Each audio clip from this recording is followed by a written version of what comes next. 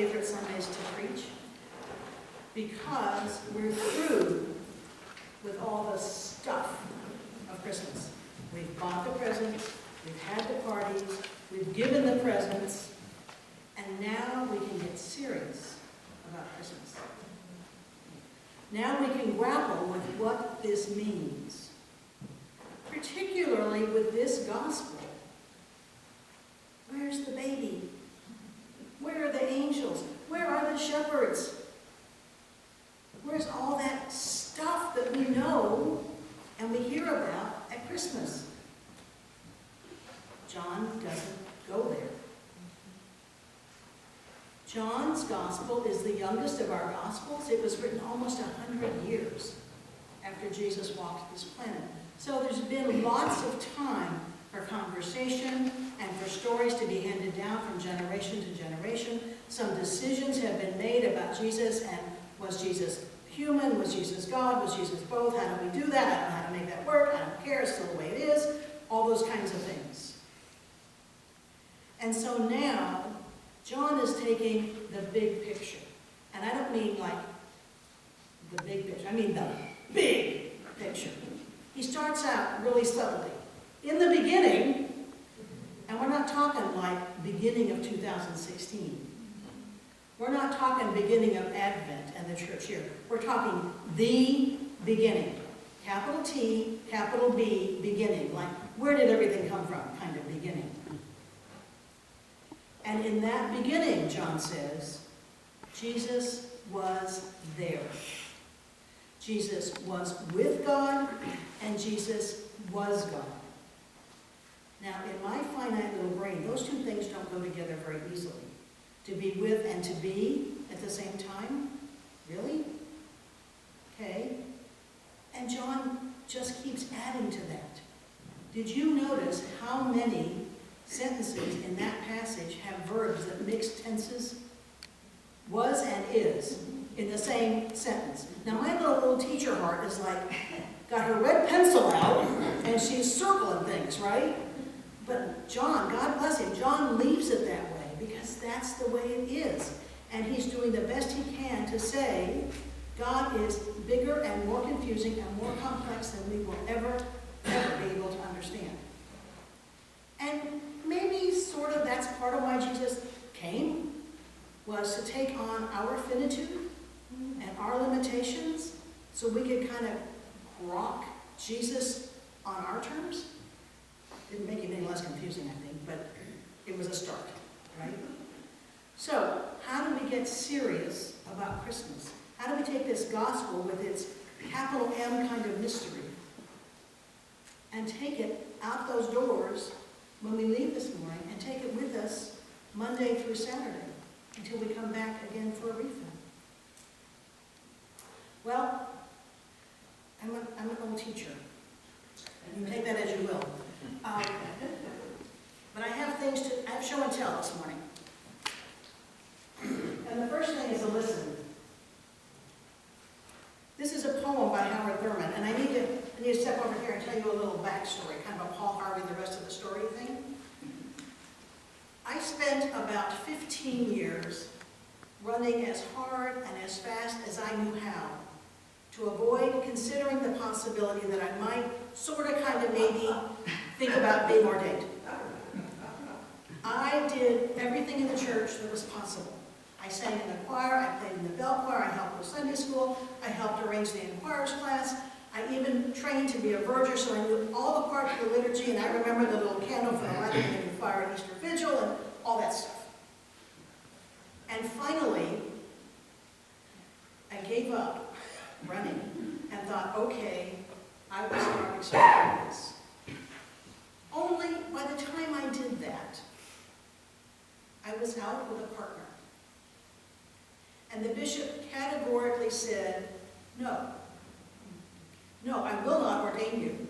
I will not let you into the discernment process. So I went back to my rector and I said, now what do I do?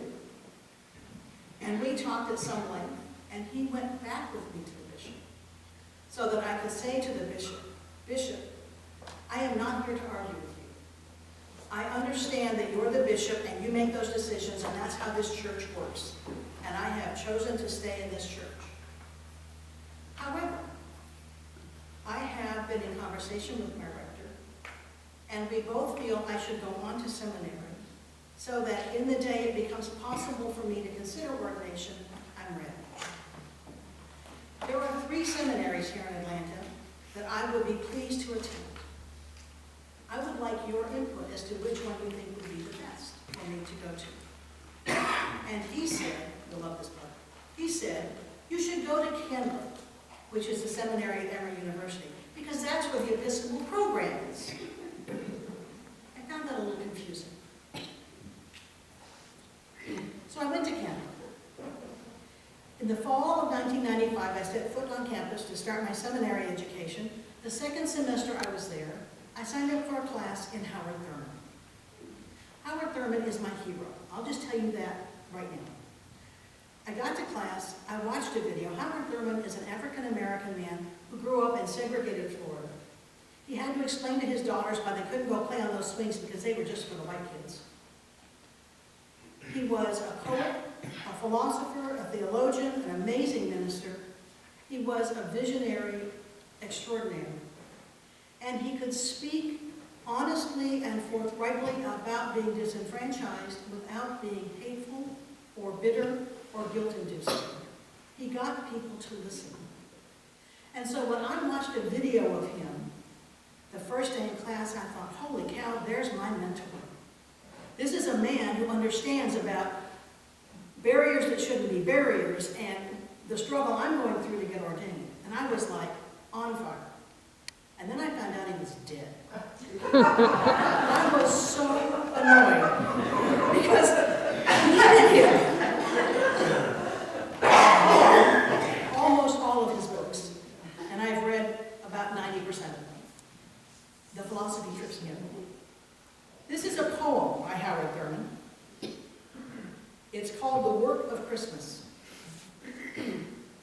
When the star of the angels is stilled, when the star in the sky is gone, when the kings and the princes are home, when the shepherds are back with their flock, the work of Christmas begins.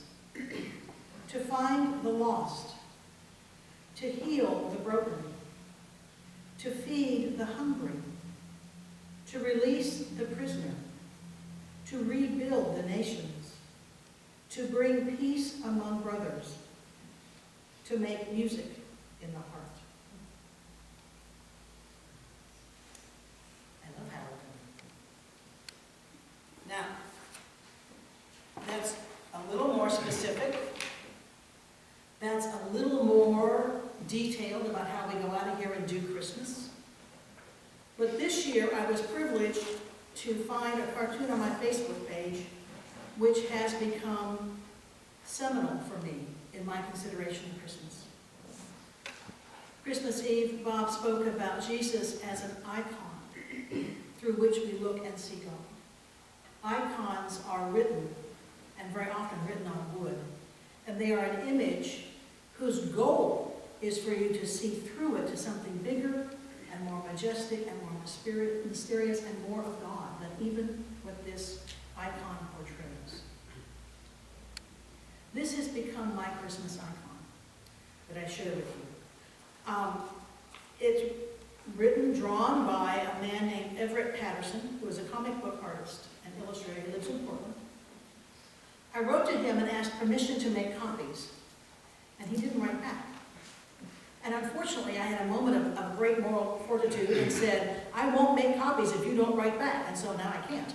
So I made a poster to show you instead, and I can give you his website if you want to go look at his stuff. Here's how he describes himself. And this picture. He says, this was our Christmas card for 2014, depicting Jesus' parents in a modern setting. I was inspired by a number of evocative, imagine what it would have been like type sermons I heard earlier this year. And he goes on about that. And then he says, a word on perspective. For this image, I chose very, very wide vanishing points. The result is what I occasionally call middle-class white people perspective. Rather than feeling immersed in the scene, the viewer is looking at it as if from across the street or from the warmth and safety of his or her passing car. I have a small hope that this Christmas image will come to mind when we see other down-and-out people huddling outside of gas stations, reminding us that our Savior's parents, and indeed Jesus himself, were at one time similarly troubled. So here's Christmas for you.